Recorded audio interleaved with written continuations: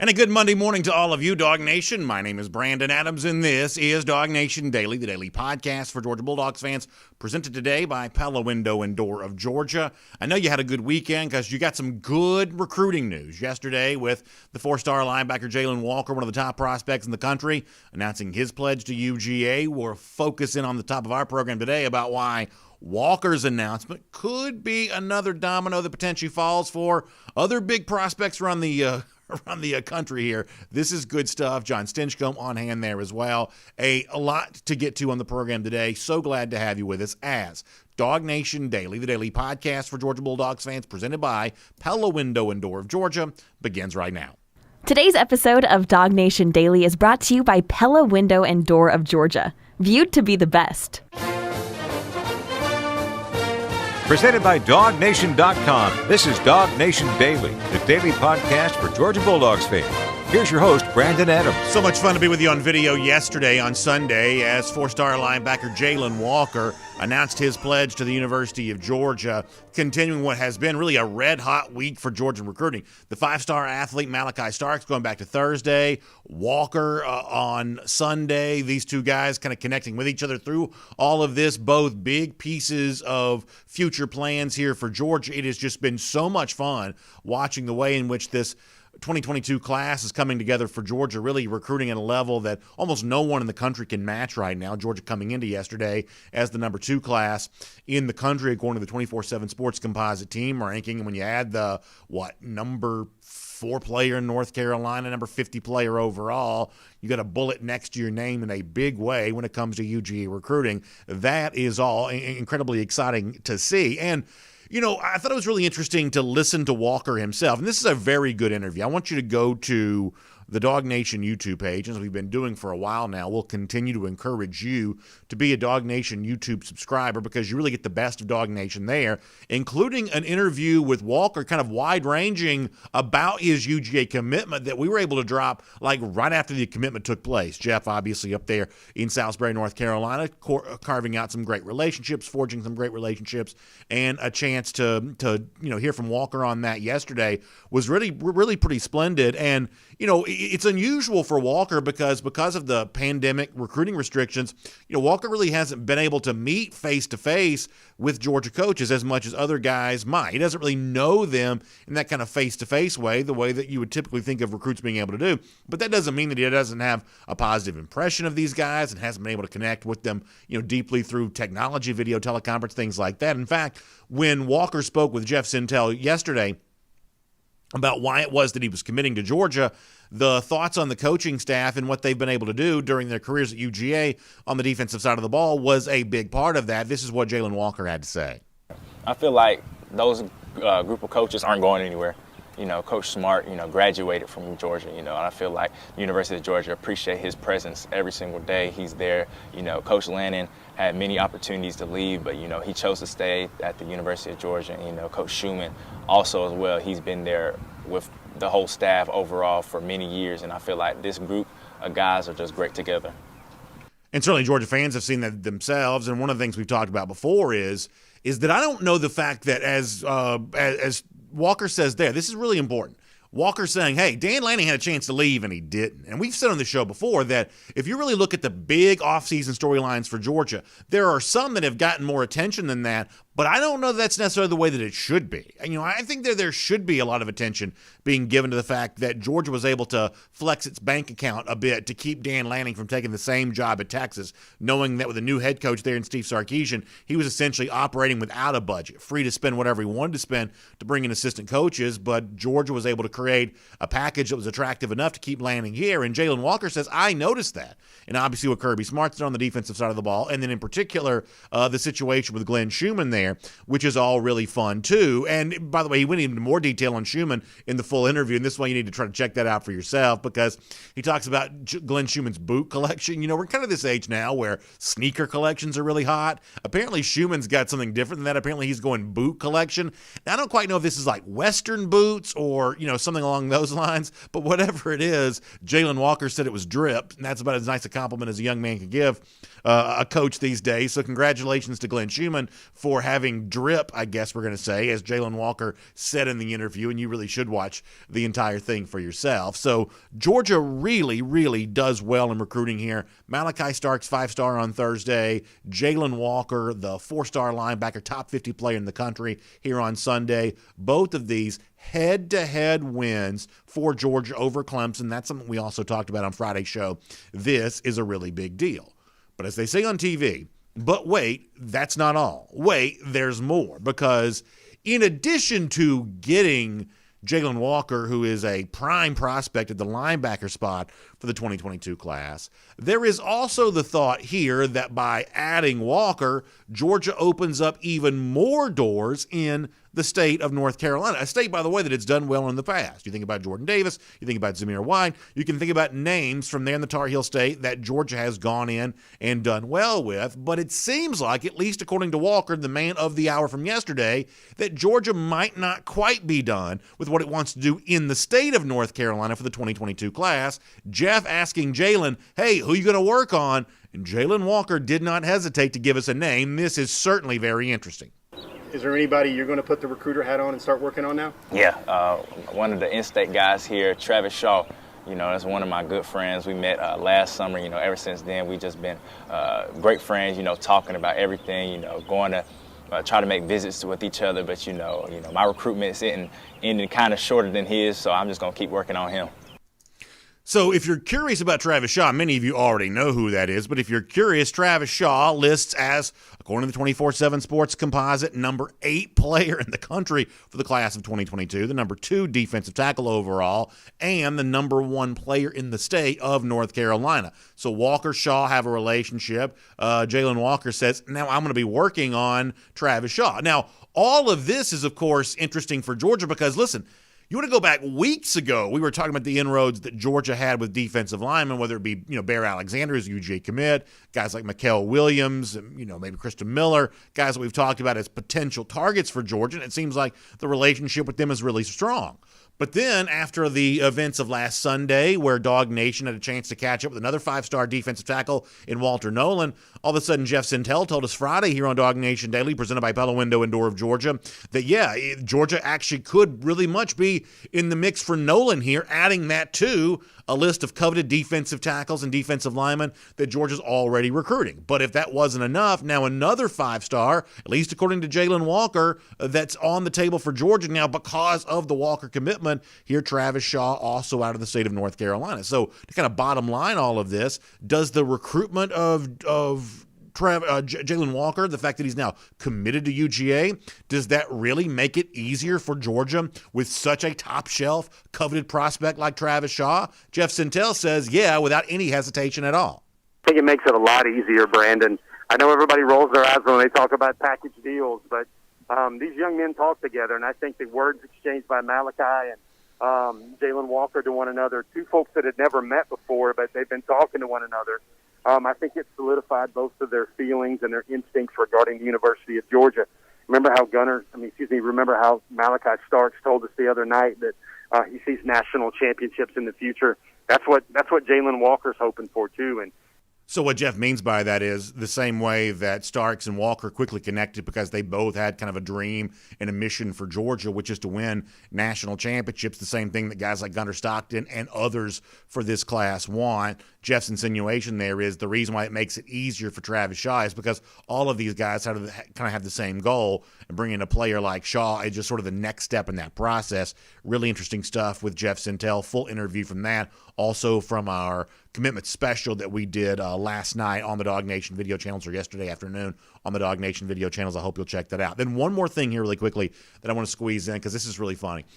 On these commitment shows, to be completely honest with you, you have a little bit of time you have to kill while you're waiting for the announcement to go down because they never quite go down as quickly as you think they're going to. Now, yesterday was a little bit different thing all the way around, but you're always kind of killing some time. And so one of the things that we like to do around here from time to time is kind of sort of observe the hat science, how the hats are placed on the table when it is a kind of a hat show type deal, and sort of try to figure out from the way the hats look. Sometimes it's where they're ordered, how far away it might be for the prospect to reach for. And oftentimes it's the what people call like the convenience store hat or something like that looks like it's clearly never been worn. Well, yesterday we had sort of hat science to a next level type thing, and somebody shared this with me on Twitter, and I want to show this to you. Pablo White reached out to me on Twitter and said, "B.A., you've got to mention this on the show tomorrow. This is hat science at its best." And so it's an overhead shot of Jalen Walker before he chooses. For those of you watching on video, take a look at this hat science.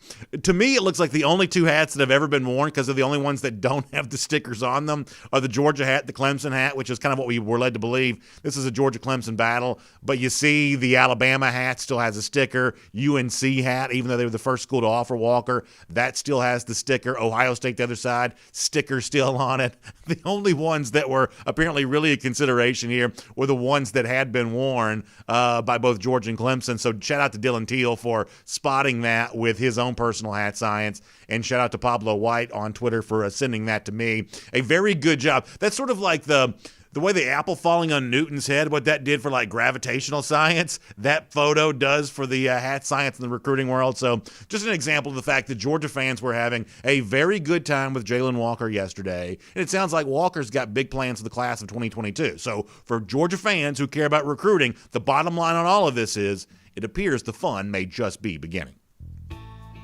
My name's Brandon Adams, and this is DawgNation Daily, the daily podcast for Georgia Bulldogs fans, presented today by Pella Window and Door of Georgia. Glad to have you with us, no matter how you get to us today, live on video, 10 a.m., Facebook, YouTube, Twitter, Radio Noon, Athens Sports Radio 960 The Ref, and, of course, podcast form wherever you get them, Apple Player, Spotify, the Google Player, worldfamousdawgnation.com. Some of you listen directly through on SoundCloud. However you get to us, just glad to have you with us today. And a huge thanks to our friends at Pella Window and Door of Georgia for making it possible, equipping your house with energy-efficient windows and doors. Now, last night was a little cool, but this weekend I have had the air conditioning on. And, listen, air conditioning in Georgia is expensive because it runs all the time. The one thing that you don't want is that air conditioning escaping out of your house. Bad windows, bad doors, old windows, old doors make that, the kind of thing that you have to deal with. The sort of air around the crevices, things like that, the air just escapes out. But not with Pella Window and Door of Georgia.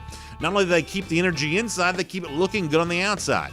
They're a nationally known company, branch right here in Georgia, so it's really the best of both worlds on all of that. Also, great savings for you right now. Between now and April 1st, you can get 10% off an entire project or no payments, no interest for 12 months. A couple different ways for you to get in touch. Website to go to, PellaofGA.com/DawgNation. That's PellaofGA.com/DawgNation. Or you can give them a call, the Pella team there at 678-638-1496. That's 678-638-1496. Just be sure to tell them that DawgNation sent you, and they will take good care of you here today. So we're going to get John Stinchcomb here coming up in just a moment. We'll talk to John about, kind of everything that's kind of going on in the aftermath of the George Pickens injury, the latest from Georgia spring practice, the playmakers kind of stepping up in his absence. Before that, though, I do want to squeeze in a very quick version of Around the Doghouse. And we may do more on this later on in the week. I thought this was kind of interesting. Tom Fornelli, CBSSports.com, talking about what Georgia does in the absence of George Pickens with his injury here as we get rolling on Around the Doghouse. And first of all, he makes mention of the fact that what everybody else has kind of brought up, the fact that this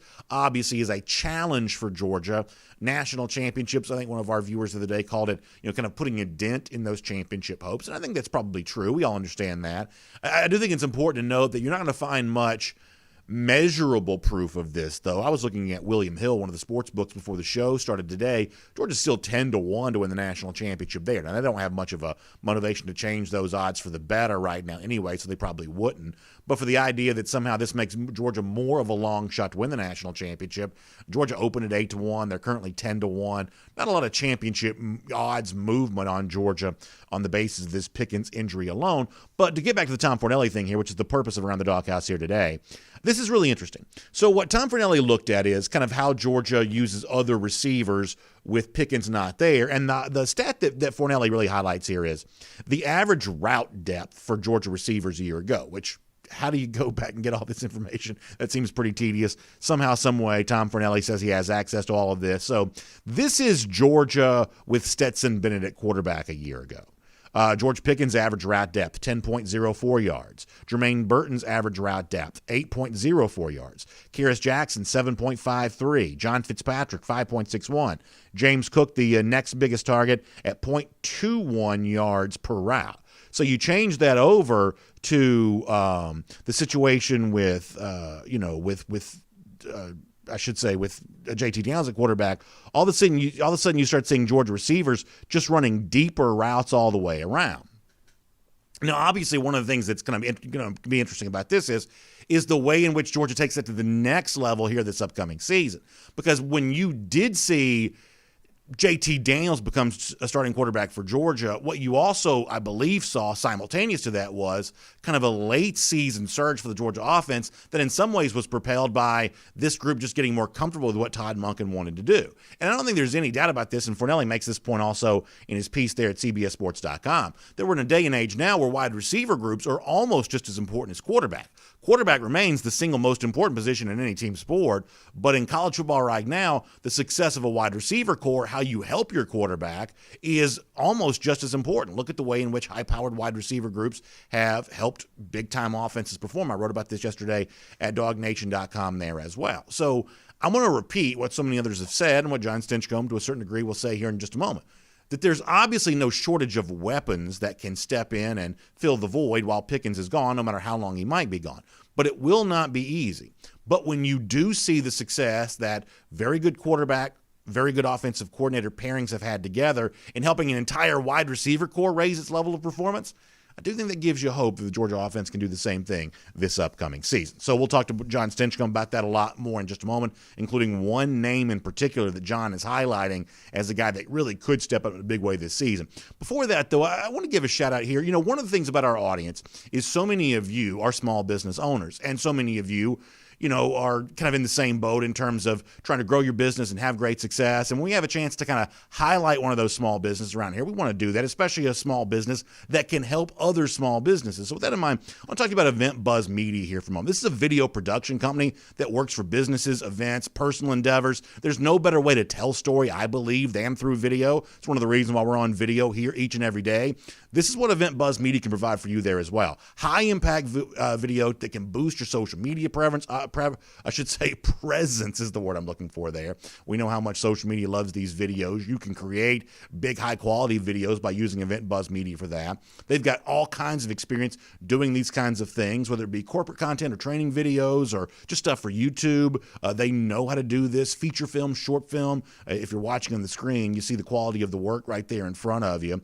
Ben Green is the owner here. This is a multi-time Golden Shoe winner for us. So Ben is not just a good friend of DawgNation, but a big fan of UGA. And as I say to you guys all the time, it's always really fun to connect with companies that have good people running them. Georgia fans like to kind of take care of each other and stay in community with each other. Event Buzz Media, a great chance for you to be able to do that. And if you're looking to take your business to the next level, improving the video content that you have connected to your business is a great way to do that. So you see on your screen, for those of you watching on video, and if for radio podcast, I'll read this for you.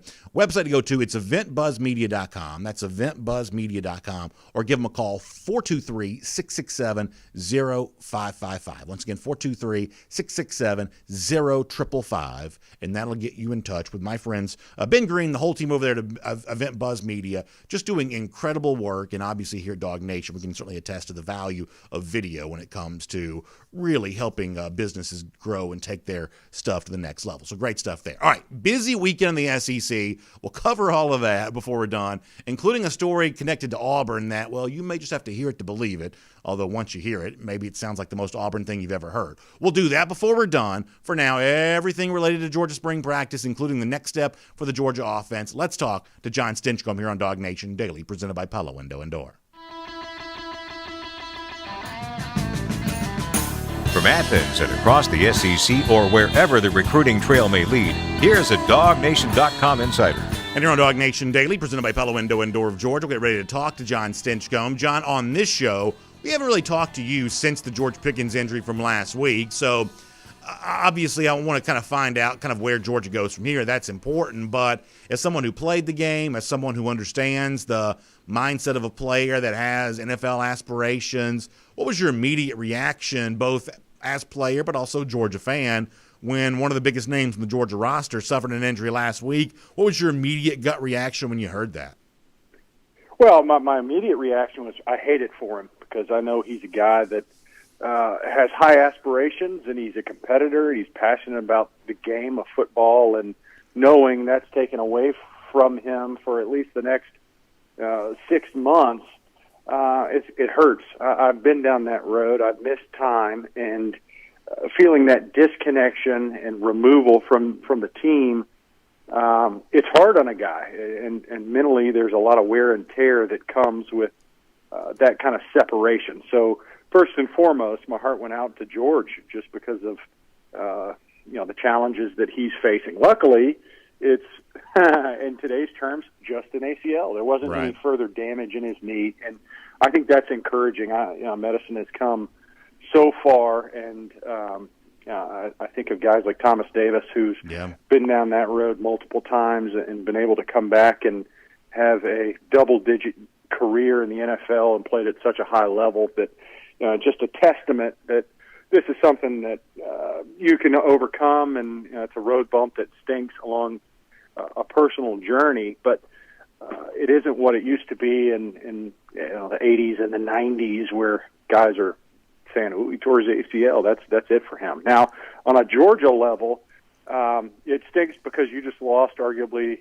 at least in the discussion, of one of the best wide receivers in college football heading into this 2021 season. Now, unlike previous years, Georgia has a roster full of potential and some proven young commodities that you were excited about playing alongside George, and now you're looking at it going, we need some of these young guys, some of these 4- and 5-star guys that we've been so excited about getting to campus. Now they're going to have to suit up and step in, and that's just the nature of the beast, that their injuries do occur, and it's that next man up mentality. And when you've got the level of talent that Georgia has been able to acquire, you're able to dampen the blow. Now, anytime you lose a receiver of Pickens' quality, you're going to feel it. But I think we're better positioned than most years, probably any other year,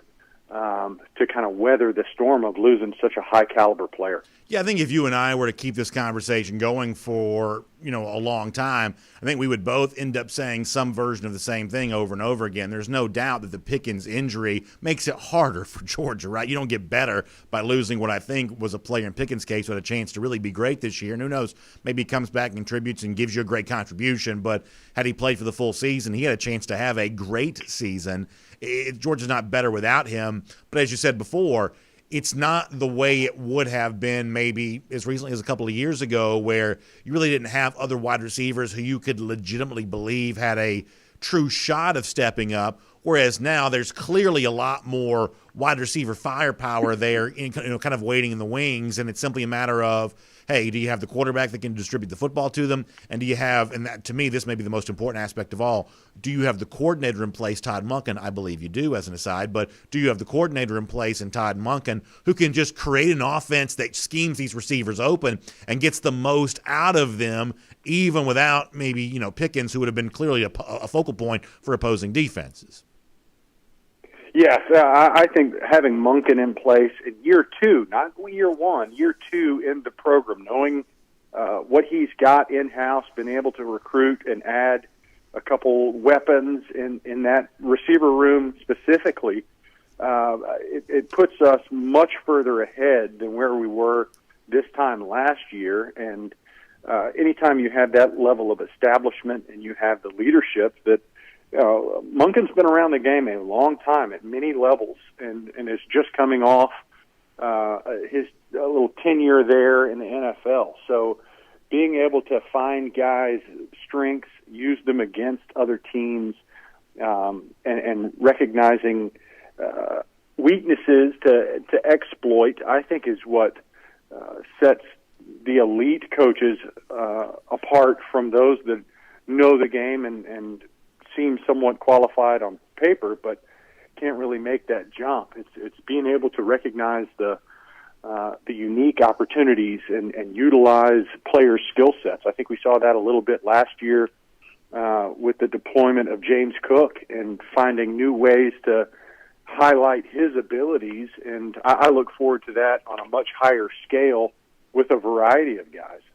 Yeah, I think that's really interesting. And obviously one of the names in particular I want to get to here is a guy that we highlighted Friday as a part of our second edition of DawgNation Freeze Frame. That's Darnell Washington. Now, John, I'm going to tell you something kind of selfishly from a personal standpoint here is about that show. One of the things that's the most interesting for me is the fact that, I ask you, hey, who would you like to profile? And you got your entire choice of the entire Georgia roster. And sort of who you pick to profile is almost, to me, just as interesting as what you might say about them on the show. And Washington was one of the guys you wanted to make sure we highlighted. So before we kind of get more deeply into what he can do in the Georgia offense this season and why his ascension might come at a really good time with George Pickens injured, what is it about Washington in particular that intrigues you so much that on a series that, at least for the spring, we're only going to do 4 or 5 times, that Washington was one of the guys you said, yes, this is definitely a player I want to take a deeper dive on a video show with? Some of this may go without saying, but what is about Washington in particular that you find so intriguing? Well, he's such a matchup nightmare. I think what jumps out to me first and foremost is how do you match up with this guy? Fitzpatrick on the other side, another 6'7" tight end, probably a little bit further along in his awareness and level of play in the SEC. But to have a true freshman come in, and there's some things you just can't coach. And 6'7", 275, with the ability to move the way Darnell does. There's a lot of guys that I'm sure would love to attach their name as to, hey, I worked with him, and it's like being the O-line coach for Anthony Munoz. Yeah. You can help tweak his technique, but some things is just the hand of God. They're just blessed. So you watch Darnell play. He's such a natural mover. He once he gets the ball in his hands. We saw it against Cincinnati in the bowl game. I mean, he's able to run over folks. He's athletic enough to dodge tackles. It's just a matchup nightmare. And I think that's what was so intriguing when you look at this 5-star tight end outside the state lines of Georgia that's coming to play for us. And you go, man, there's so much opportunity here. And your mind starts racing as to the various things that he can do for you. And I think we've only seen the slightest glimpse of what's to come from him. And, even more so now with the Pickens injury. But this could be a really big year for him as he starts to carve out an identity and prime role in this offense. So I want to ask you a question about this, and I'm a little bit in over my skis and trying to word this correctly. So let me see if I can be as clear about this as I can. Before you joined the show, I was talking about this thing from CBSSports.com where this writer was talking about the average route depth for Georgia players last year. And obviously early in the season, Pickens was really the only guy who was really running any kind of, deep route really at all. Obviously when JT Daniels took over, more deep throws became a little bit more commonplace. And what that all made me think of, John, is this. Going back to another elite tight end for a moment, when Georgia was recruiting a Rick Gilbert, one of the things that he said about the school that he was eventually going to choose is, he said, I want to do more than just go run stick routes, which was essentially just 5 yards and turn around. He wanted to be a part of the progression. He wanted to run interesting routes, deeper routes, and be a chance to really be a pass-catching weapon. So that was his plan. You'd presume that Darnell Washington potentially kind of wants to be used the same way. And I guess what I'm getting to is this, John. How much of that can really be a possibility that we see Washington this season doing more than just running stick routes and being kind of a safety valve if the primary targets aren't available? How much can we see the big stuff like we saw against Cincinnati, like we saw against Missouri that we highlighted on Freeze Frame on Friday? Can Darnell Washington in this offense, can this be one of Georgia's primary receiving targets? Or even with his athleticism, is he still destined to be kind of a, how do I want to word this, someone that comes secondary to the other receivers?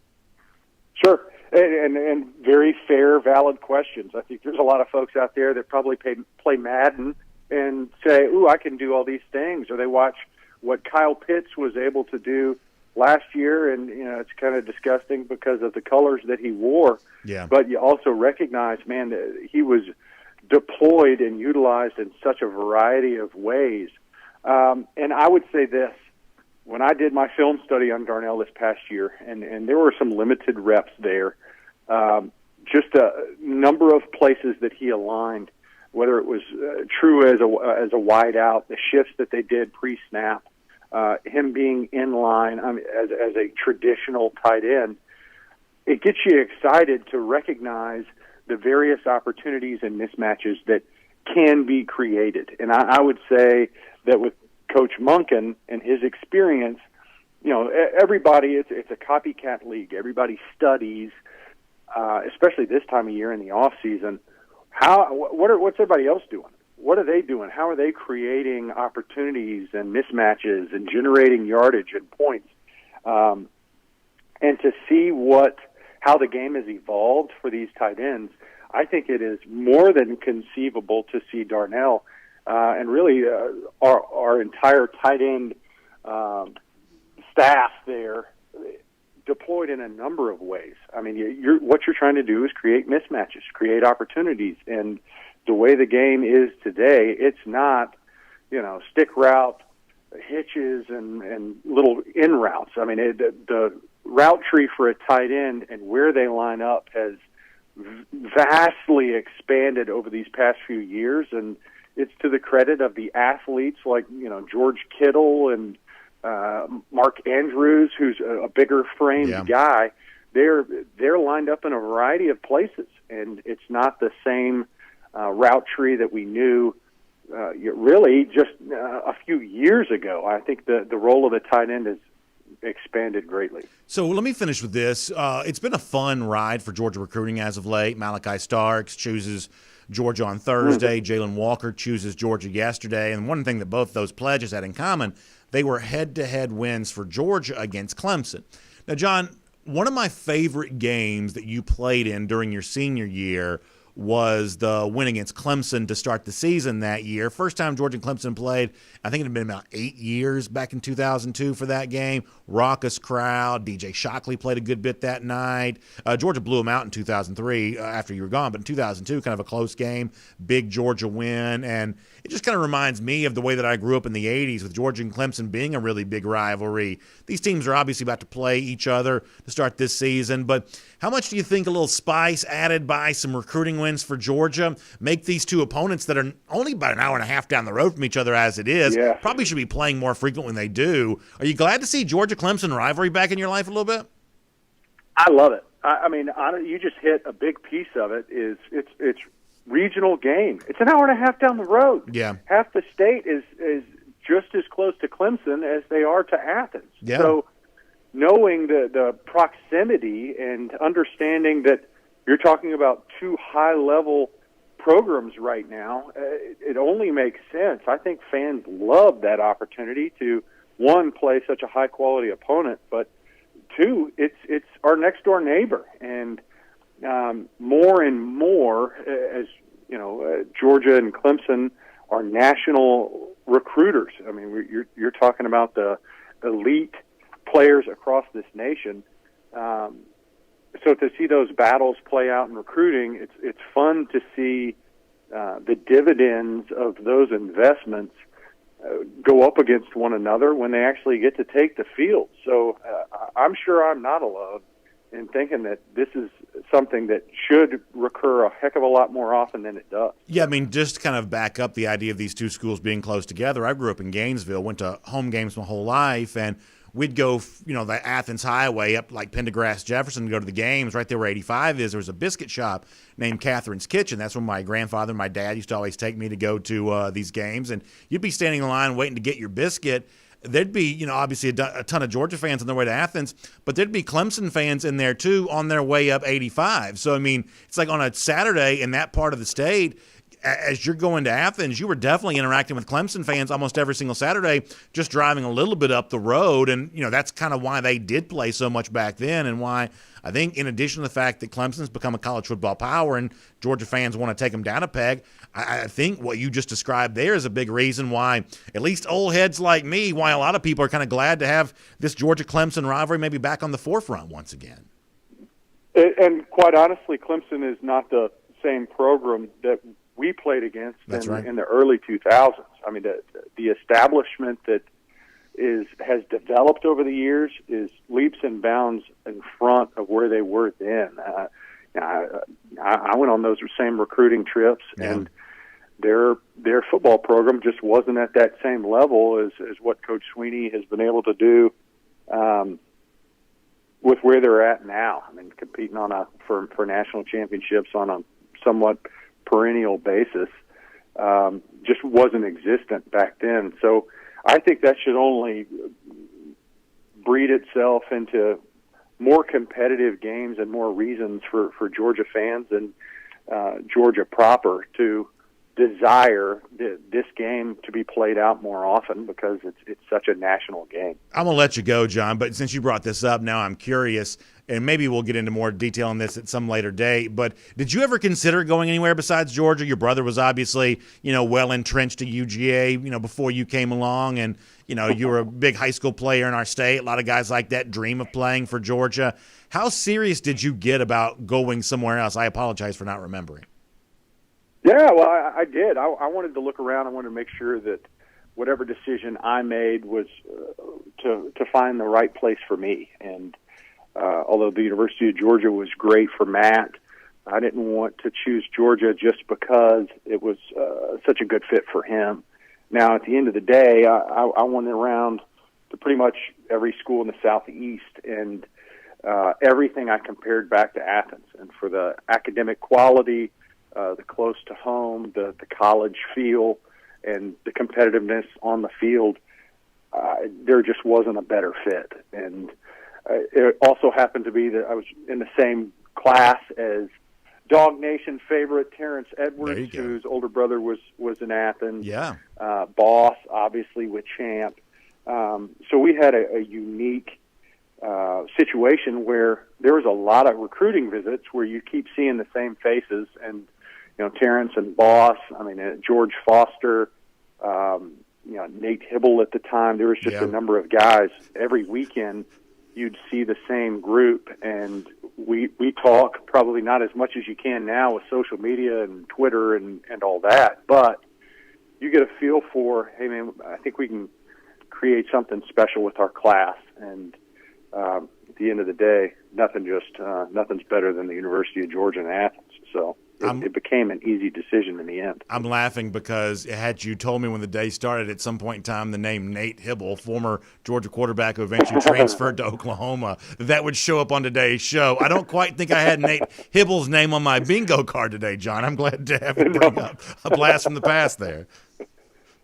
Oh, yeah. No, well, he was one of those big recruits. You think back to the, what was it, Super 7 or Elite 11 or whatever it is, the preview, and you think, who's this quarterback from Jefferson Davis or somewhere South Georgia, and shiny blonde hair and big pretty smile, and you see him on all these trips. And that was a unique situation with all the quarterback exodus. When Quincy really got going, everybody just left, didn't they? I mean, like they had about half dozen quarterbacks that just took off for greener pastures once they saw Quincy Carter throw the football. And we're starters in other places. That's Daniel right, yeah. Cobb at Auburn, and obviously Nate in Oklahoma. Mike down at South Florida. Yeah.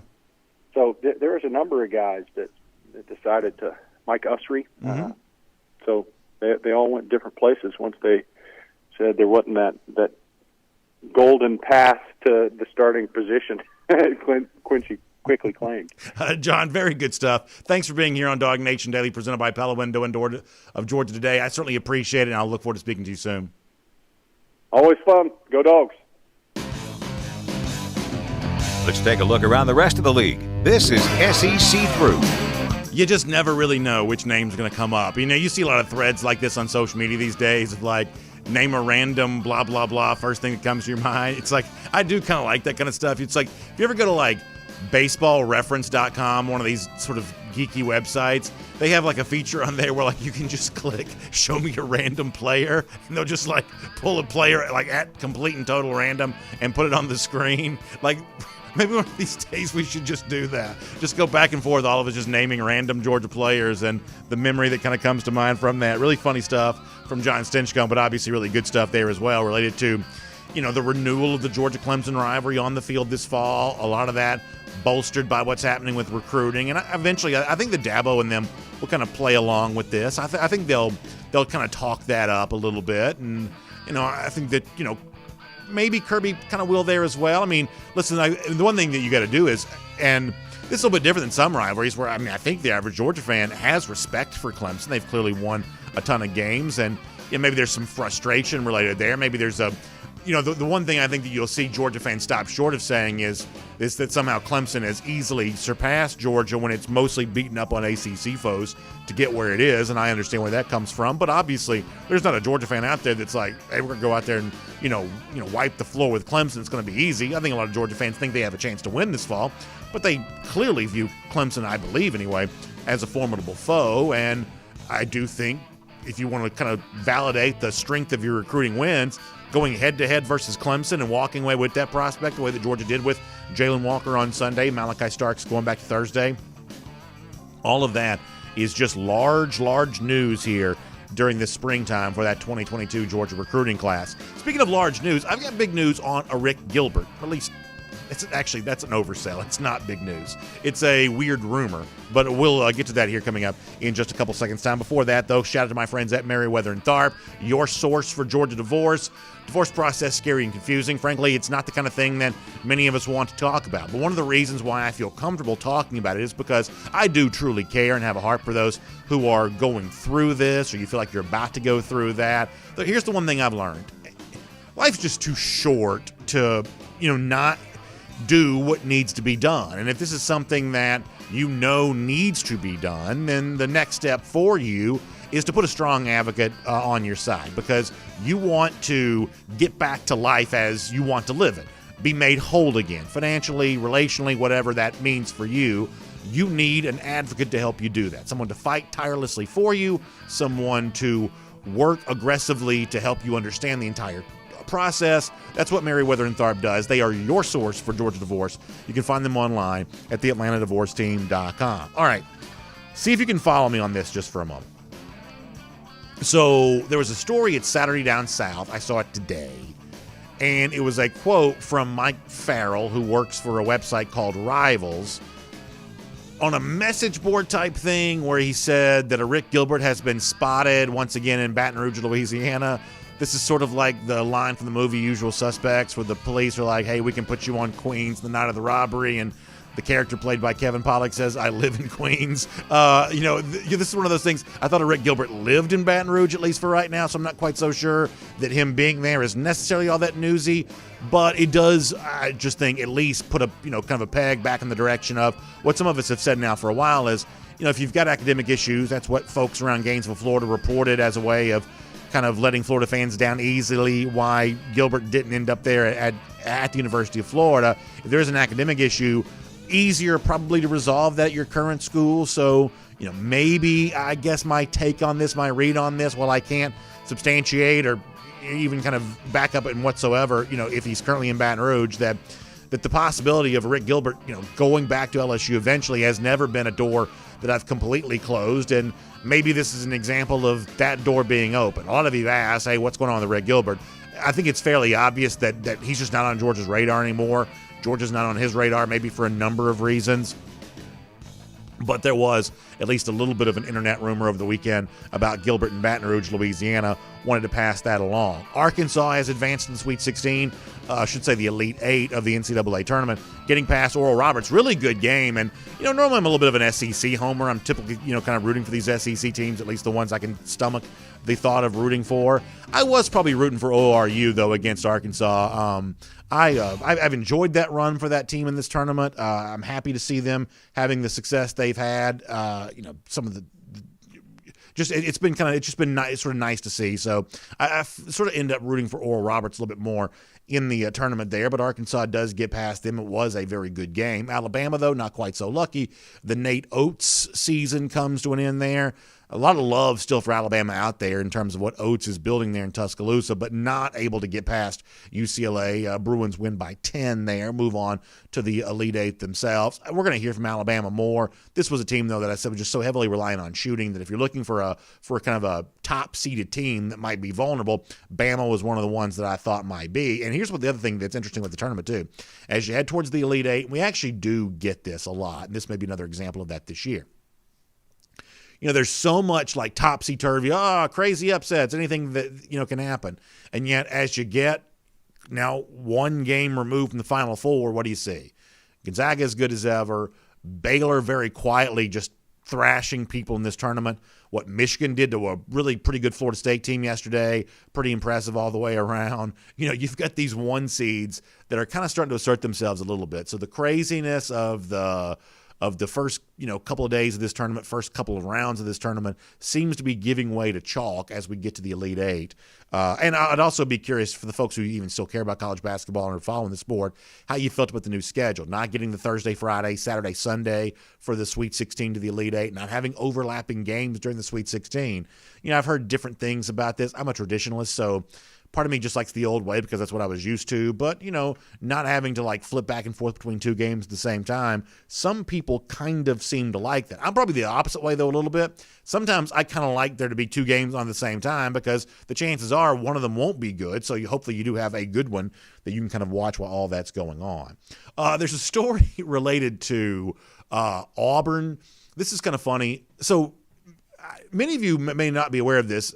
I guess I was only somewhat aware of this myself, that bass fishing is a college sport. I think Georgia may have a bass fishing team. Auburn has one, and they're now like on NCAA probation related to something to like COVID policies or whatever else. But like the most Auburn story in the world is the fact that they would have a bass fishing team and then cheat at bass fishing, or at least get caught up in some sort of rule snafu related to that. This is a pretty funny story. Maybe I'll put a link to this when I post the show at the world-famous DawgNation.com. It's also something I could see us talking about this Wednesday on SEC Country Live. Auburn allegedly cheating at bass fishing. There's really, I think you've heard it said before that you really want to know a man's character, play golf with him. There are plenty of people who cheat at golf. But to think that you might cheat at fishing is that's just pretty disappointing. Something about that just seems to be a bridge too far for me all the way around. But Auburn is now dealing with some probationary stuff related to its bass fishing team, which is pretty funny all the way around. On a more serious note, Alabama Athletic Director Greg Byrne, who had kind of showed up as, I guess, a candidate to replace Larry Scott as Pac-12 commissioner, says that's not something he wants to do. At this point in time, there is no doubt Alabama AD is just a better job than Pac-12 commissioner. You couldn't literally pay me to be the Pac-12 commissioner right now, just given – there are a lot of folks out west that just don't like college sports, and some of them are weirdly connected to the Pac-12. That league is a mess. I don't know there's a commissioner that can save what has just become a little bit of a disaster out there, and some of this is a financial disaster. Remember, they've had to take on investors. They've had to take on capital. It's just a financial disaster. There's some on-field, on-court, disasters there too. So Greg Byrne says he wants to stay Alabama AD. I think that's probably a pretty smart thing to do. I don't think right now the job you want is to be Pac-12 commissioner, and we'll make that your SEC through. And as we wrap up here today, of course, we'll do our Gator Hater roll call. We highlight some of the Gator haters in our audience. This one, a funny one today, coming from our buddy Chip Gromlich, who saw a Florida-themed license plate. And I'm going to protect some of the specific details from this particular license plate, but it was a reference of a way of spelling Gator, almost like who was the Congress lady a few years ago that gave you the Go Gator? This is almost a license plate, maybe homage to that, but obviously GATA is also a phrase that's been associated with Georgia football over the years, going back to the legendary Irk Russell as defensive coordinator. Of course, a lot of folks know what that stands for. So what Chip told me on Twitter is that he saw the Florida-themed license plate with the GATA on it and said, hey, you need to know that's a Georgia theme. And he gave a really cool note with Irk Russell and the Georgia locker room on there. So Chip Gromlich, very funny stuff. You are our golden shoe winner today. By the way, speaking of those lousy, stinking Gators, Gator Hater Countdown, 215 days from right now. Georgia goes back to Jacksonville, gets a win over Florida. Y'all have a great day. We'll see you back here tomorrow. DawgNation Daily, presented by Pella Window and Door of Georgia. And on video, time now for our R.S. Andrews cool down, air conditioning, heating, plumbing, electric. You can trust R.S. Andrews to do all that for you. They show up on time. They do the work that's promised for the price that's promised. One of the reasons why around here we love recommending our friends at rsandrews.com. R.S. Andrews, of course. Find them today. The R.S. stands for rapid service, after all. You can't beat that. We got to be quick, but we will take some of your comments here on Facebook and YouTube.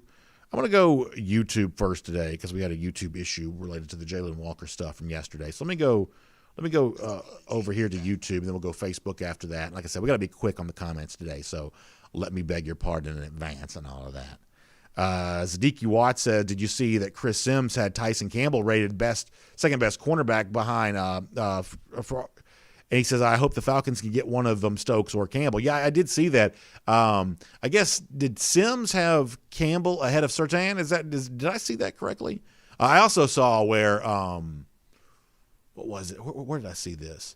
That I guess the 49ers now in possession of the number 3 pick, maybe looking to take Mac Jones, not looking to take Justin Fields there, that number 3 overall pick.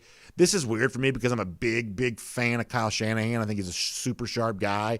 I would trust his evaluation of quarterback, but I don't care how much numbers Mac Jones put up for Alabama last year. I think I'd still rather have Fields over Mac Jones from an NFL team. I mean, it's kind of a dumb thing to say, but it's like, I don't know. I mean, do you really trust Mac Jones to do at the NFL level what he did for 1 year at Alabama in an offense that, I mean, I don't know. Look, what Shanahan does, I think he's a super sharp guy. I really do. I mean, clearly he proved that as offensive coordinator with the Falcons. But if it's not Shanahan saying this, if it's just Joe Fan saying this, there's no way I'm validating the belief that Mac Jones is a better pro prospect than Justin Fields. But that is also out there as well.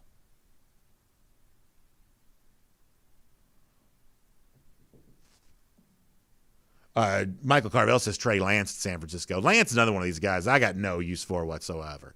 I'm not a Lance fan. I mean, I don't have anything against him. To me, he just reminds me of Taysom Hill, and I don't mean that as a compliment. But a lot of that's based on that one game that he played last fall. I didn't really see him play in 2019, or at least if I did see him in the FCS playoffs, I don't really remember it. So maybe he was just, Mr.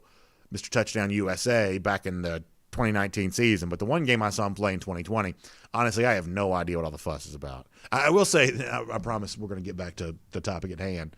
Some of the stuff from Zach Wilson's pro day was unbelievable. Unbelievable. I'd have no problem with the Falcons drafting him. Now, I still say what I've said to you before, which is I didn't like the idea, as Mel Kiper once said, Falcons trade up to go get Zach Wilson. But if the Falcons somehow made Zach Wilson their quarterback of the future, I'd have no problem with that. That's a good-looking prospect right there. All right, let's see what else is going on over here. Jay Shipe said Fields is a 4th rounder. Someone said that was, and I say this with all due respect, the someone aged, what's his name? Gilbrandt? Yeah. Gil's got a lot of rings in the old oak tree by this stage of his life, and I did see where he's heard a wide range of stuff on Fields and referencing the 4th round. I'm gonna tell you right now, there's a lot of bunk. I mean, just a lot of just absolute, to borrow a phrase that someone else likes to use, there's just a bunch of malarkey out there come draft time, and that may be the biggest bunch of malarkey of all. The idea that Fields is a 4th round pick, but Gilbrandt did say that. You're right about that. Foster Moss has a good idea. Maybe I should get an Auburn fishing rod to go on here as well in honor of Auburn's fishing story. That's pretty good. I like that. I like that a lot. That's very funny. DMart42 says, any more word on Tyke Smith? I guess the only thing I've got the latest on Smith is I saw where Neil Brown, the West Virginia coach, discussed his departure from the team. West Virginia must be getting going with spring practice. And he said he described it as a mutual thing. Now, it seems weird to me that you would want an All-American defensive back off your roster. This to me feels like face-saving stuff when it comes to West Virginia here. But I did see where Neil Brown, the Mountaineers coach, has talked about the departure of Tyke Smith, but I don't have anything new on that from the Georgia end. Russell Batten on the subject of Michael Vick, 4-2. Yeah, listen, the 40 that Fields ran the other day was pretty spectacular. I forget the numbers. It definitely kind of reminded me of some of the athleticism buzz around Vic when you realize you're going to draft him and he's going to end up being the fastest player on your team. I'm not saying the Fields will be the fastest player in his NFL team, but that was the thing about Vic is you knew as an athlete, but when you actually see that 40-yard dash and you say, wow, the fastest player in this roster is going to be the quarterback. It was just such a – I mean, a lot of y'all are young, and I think that you don't really remember this, but – I mean, when Atlanta because Atlanta was going to draft some random defensive end. It was going to be not a big thing whatsoever. But when Atlanta traded up and got to number 1 overall to draft Michael Vick, what an exciting time to be in the city that was. Just incredibly exciting time. Pre-social media, things like that, so you didn't have the way to generate buzz that you have now, but just walk down the streets. I mean, that's kind of the cool thing when back in the day is you didn't almost need social media to measure when things had buzz. You'd just see people with your own eyes talking about it, and that was really cool. It was really, really fun. And yeah, you could make a case that San Diego ended up getting it was the Chargers of San Diego at the time. They got LT out of that, they got Drew Brees out of that, so technically it had the potential of working out pretty well for the Chargers. Of course, Brees ended up at New Orleans, and the rest is history on that. Foster Moss says Fields is going to surprise a lot of people. Yeah, I mean, I don't hold previous Ohio State quarterbacks' lack of success against Justin Fields. I just don't. I don't. I mean, it'd be like saying Derrick Henry can't be a great pro because Trent Richardson was a bust. That doesn't make any sense. I mean, that's just – there's an element of sports talk on streaming video like this, radio, TV, whatever else, that just sort of sounds like something a drunk guy at a bar would say. And sometimes that's not so bad. I mean, sometimes to, just let it rip, kind of shooting from the hip is not necessarily a bad thing. But the idea that somehow Fields is a shakier prospect because of Dwayne Haskins, that's drunk guy at the corner of the bar. That's not suit and tie guy on ESPN who ought to be talking that way.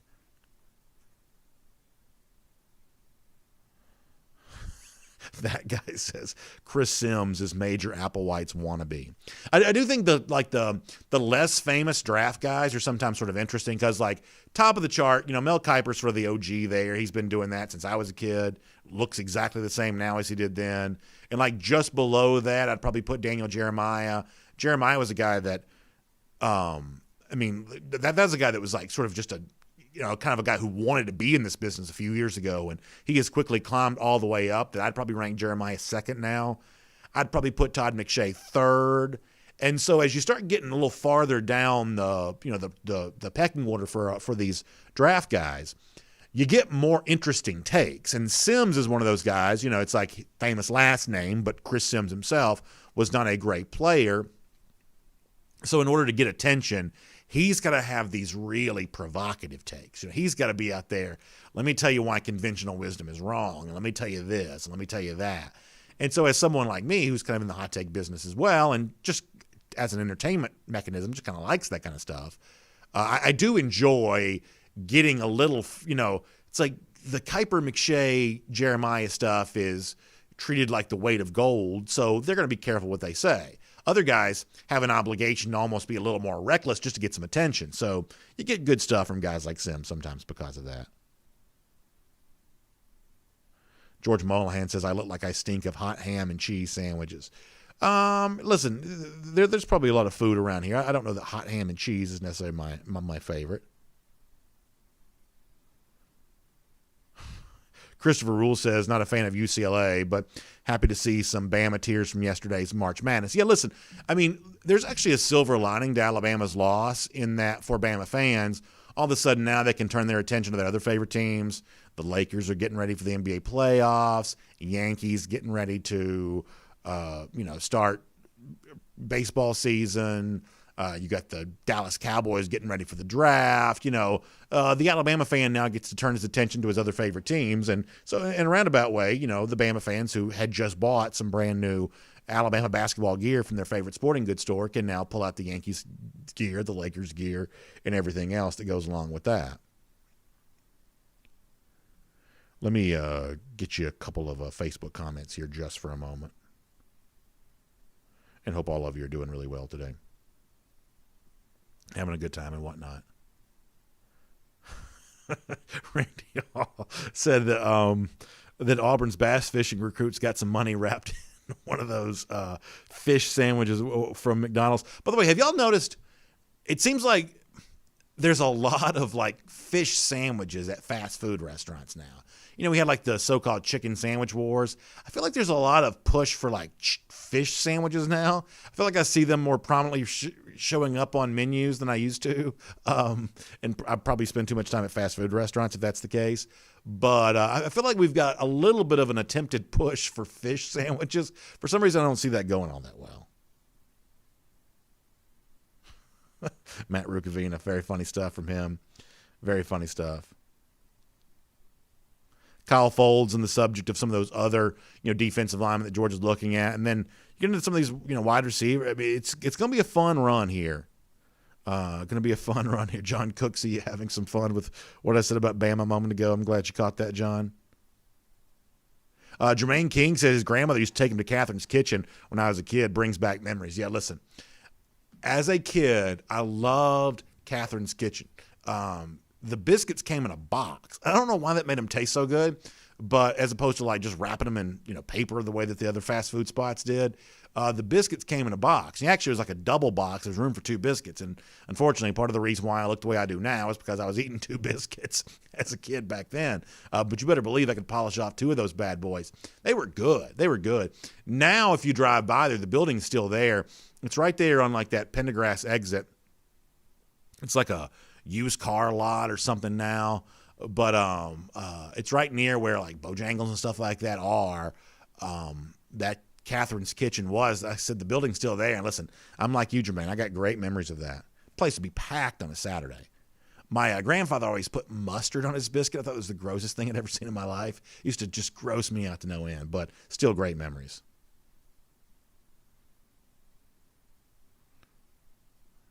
Joel Moody says, I know I'm a redneck when I actually know methods of cheating in a fishing tournament. Hey, I read a lot of outdoor magazines. I'm retired, Listen, more power to you if you can figure out, because I feel like if you're retired, like whatever you do is sort of fair game. So, at that point in time, your own fishing trips are not NCAA sanctioned. So by all means, do what you need to do on that. One of these days, you may have to sit us down and tell us how you cheat in a bass tournament. I wouldn't mind learning a little bit more about that. But yeah, I think we're all envious of you, Joel, the idea of, hey, I get a chance to get out there on the water and enjoy myself. That sounds like a pretty good way to spend a few days during the week. Bill Sanders questioning the mustard on the biscuit. Yeah, it was gross. I'm not going to lie to you. It was gross. And I love my grandfather like nobody else, but the mustard on the biscuit thing was tough to take. Pete Williams says, why would you go to a chicken place to get a fish sandwich in the first place? I know. Now, there are a lot of people who like fast food fish. There are a lot of people who really like that. That's probably not the way I'm looking to go. Todd David Brown says using rubber worms instead of live bait. Is it better to you? Unfortunately, like I need to learn more about fishing because my kids love it. I need to be out there doing that more with them. But I didn't really grow up with that, so I am trying to play catch up. Is using rubber worms better? I would have figured that was not the case. One of these days, you're going to have to tell me how to do all this. Robert Reynolds says sausage, egg, and cheese biscuits are the best. Yeah, they really are. I can almost go sausage and egg with no cheese sometimes, too. John Paul Harris says mustard on a sausage biscuit's the bomb. So there you go on that. Oh, Matt brings up a good point. He says you have us Catholics to thank for the fish sandwiches. They'll go away after Easter Sunday. I guess that actually, there may be something to that. As a Protestant, grew up Baptist, I did not have that on my mind as well as I possibly should, Matt. But you may absolutely be right about that. Joe Moody says hog and bones, blueberry biscuits, mercy. I do love like different places around Georgia, like there are random gas stations that have like amazing biscuits. And if it's sort of like the big city version of like knowing where the cool nightclub is. Like the sort of more like rural version of that in Georgia is if you know which gas station has really good biscuits, it's always kind of just a cool thing to know. Jermaine King says Popeyes has good shrimp. I'm not probably surprised about that. Half that stuff's breading anyway. Yeah, so good stuff all the way around. Donnie Penn says placing structures in lakes and pre-fishing. That's an interesting way to go about that. Donnie, thanks for sharing that. All right, we got to get ready to go. One or two more back over here on YouTube, then we're going to roll after that.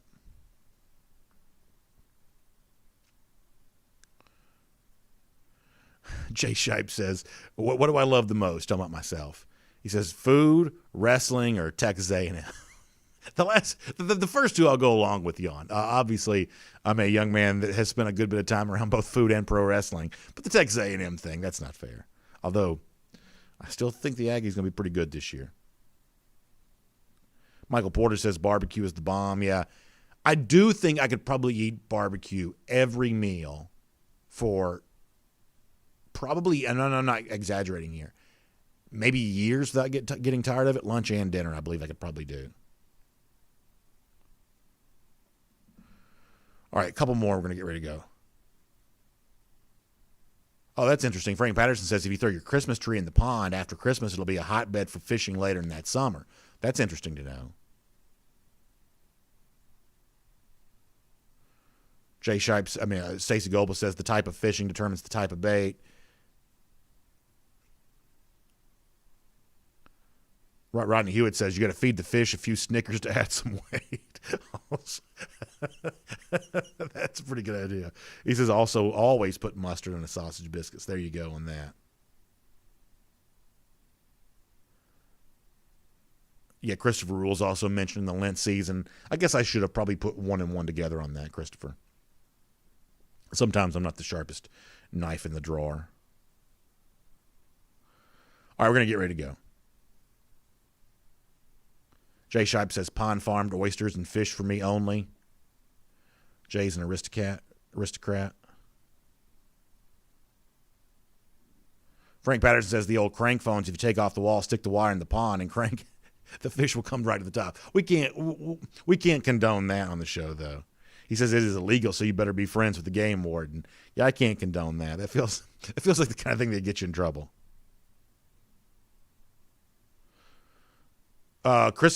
Cherry Byers says, who remembers Mrs. Winters, or y'all too young, those biscuits were killer. So, Cherie, this actually, and I hope I pronounced your name correctly, this actually came up on the show a little while ago, and somebody said there still were Mrs. Winters. Come to find out, I think there's actually one that's open not too far from here, where DawgNation World Headquarters Studios is. So apparently there still are a couple of Mrs. Winters around town a little bit. And by town, I mean the city of Atlanta, where I live. All right, we got to go. Really fun stuff all the way around. William Perry also pointing out what I was not quite attuned to. I guess you're talking about living in a bubble. I guess I was living in too much of a bubble to realize why there's been so much fish sandwich stuff at the fast food spots. But maybe next year I'll be more fully acquainted with this. So thanks to all of you who have kind of pointed that out to me. All right, good stuff. By the way, if you want to be less in a bubble than I apparently was about this topic, stay up to date on all the news around the city of Atlanta. Your Atlanta News Now online, ajc.com. Great way to follow and pay close attention to all of that, whether it be all kinds of stuff. Braves getting ready for opening day. We're just a couple of days away from that, getting rotation in place. Obviously, Max Fried going to be the opening day starter. Charlie Morton in a big role there, trying to figure out the 4th and 5th spot with Soroka on his way back from injury. So very interesting stuff. Also, we'll look at Atlanta, set to host the Major League Baseball All-Star Game, what that means here for the town, and just all kinds of stuff. Just some very good stuff. It looks like the Lady Yellow Jackets, the women's team, may be out of the NCAA tournament on that side over there. Ran into a tough, buzzsaw type matchup when it comes to South Carolina, one of the best teams in the country. So lot of Atlanta News Now, AJC.com, getting ready for the Masters. A little bit of a special look at some of the UGA golfers on deck for Augusta National as we head towards the month of April. So really good stuff. Atlanta News Now at AJC.com. Thank you all for being here on our R.S. Andrews Cool Down, air conditioning, heating, plumbing, electric. You can find them online at R.S. Andrews. They'll show up on time. They'll do the work that's promised for the price that's promised. One of the reasons why, story after story, R.S. Andrews has been delivering smiles, and they can deliver smiles for you. Find them online at rsandrews.com. You have a great day. See you back here tomorrow morning, 10 a.m., DawgNation Daily, presented by Pella Window and Door of Georgia. I look forward to talking to you then, everybody.